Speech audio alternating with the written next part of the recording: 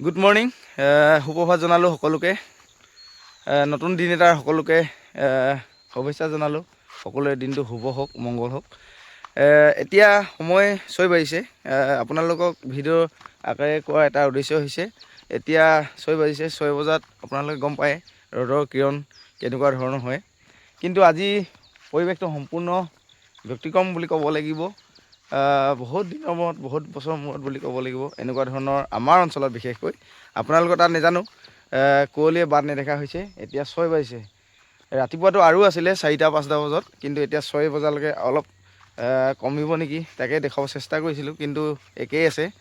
এয়া চাওক, পৰিৱেশটো দেখুৱাই দিছোঁ এবাৰ আপোনালোকক। কুঁৱলীয়ে বাট নেদেখা হৈছে, একেবাৰে ঘন কুঁৱলী ডাঠ। এয়া চাওক, একোৱে দেখি মনিব পৰা নাই। আৰু তাকে মৰ্ণিং ৱাক কৰোঁতে আপোনালোকক দেখুৱাব মন গ'ল যে আমাৰ এইপিনে এনেকুৱা হৈছে, আপোনালোকৰ ছাইডে হৈছে নাই। আমাৰ অঞ্চলটো বা আমাৰ এৰিয়াটো হৈছে ডিগবৈ ঢেকীয়াজান হয়। প্ৰায় গোটেই অঞ্চলটো প্ৰায় গোটেইকেইখন দাঁতিকাষৰীয়া ডিগবৈ অঞ্চলতে এনেকুৱা হৈছে বুলি মই ধাৰণা হৈছে। কিন্তু বাকী ৰাজ্যবোৰত বা বাকী জিলাবোৰত কেনেকুৱা হৈছে আপোনালোকে কমেণ্ট জনাব। এয়া চাওক, বাগানৰ কিনাৰে কিনাৰে একেবাৰে নেদেখা অৱস্থা হৈছে দূৰলৈকে। ওচৰত থকাৰ কাৰণে আপোনালোকে হয়তো দেখিব পাৰে, কিন্তু বাকী দেখাব চেষ্টা কৰি চাওক এনেকুৱা ধৰণৰ কুঁৱলী পৰিছে। এই বছৰৰ কিন্তু প্ৰথম নে শেষ নাজানো, কিন্তু একেবাৰে বাট নেদেখা কুঁৱলীৰ পৰা তাকেই আপোনালোকক দেখাব চেষ্টা কৰিছোঁ। আৰু তাৰ মাজে মাজে আমাৰ এইপিনে আমাৰ ৰাইজৰ সকলোৰে বাগান আছে, আৰু ইটো চাইডে খেতি আছে। খেতিৰ মাজে মাজে বাগানৰ মাজে মাজে খেতি বুলি ক'ব লাগিব, আৰু তামোল গছ লগাই থৈছে। কিন্তু ইয়াতে আমাৰ এটা প্ৰব্লেম থাকে, যিহেতু আমি অৰণ্যৰ ওচৰতে আছোঁ, যিহেতু অৰণ্যখন আছে, গতিকে নিশ্চয় থাকিবই। আমাৰ ডাঙৰীয়া বাবা হাতী, তেখেতসকলে খেতিৰ ছিজনৰ কাৰণে আহিছে, আৰু যিহেতু তেখেতসকলৰে জেগা হয়।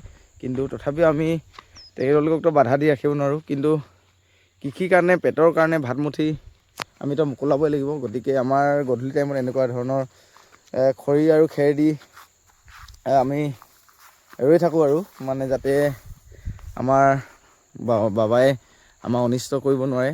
কোনো ধৰণৰ বেলেগ ধৰণৰ ব্যৱস্থা নকৰোঁ, কিন্তু খালি আমি জুই আৰু ভঙা টিং লৈ এনেই আমি চিঞৰ বাখৰ কৰি থাকোঁ। আৰু আপোনালোকক তাৰ মাজতে দেখুৱাব চেষ্টা কৰিছোঁ, এয়া আমাৰ ৰাস্তাটো, বাগানৰ মূল পথ। এয়া এনে বাবাই আমাৰ অহা যোৱা কৰি থাকে, কিন্তু আজিলৈকে কোনো ধৰণৰ ক্ষতি কৰা নাই বাৰু। কিন্তু সৰু মৰুতো হৈ থাকিব ধান খেতি বাগানৰ মাজত সোমাই। কিন্তু এয়া চাওক, আপোনালোকে দেখিব আমাৰ ডাঙৰীয়া বাবাৰ মল হয়। গতিকে এনেকুৱা ধৰণৰ পৰিৱেশটো থাকে।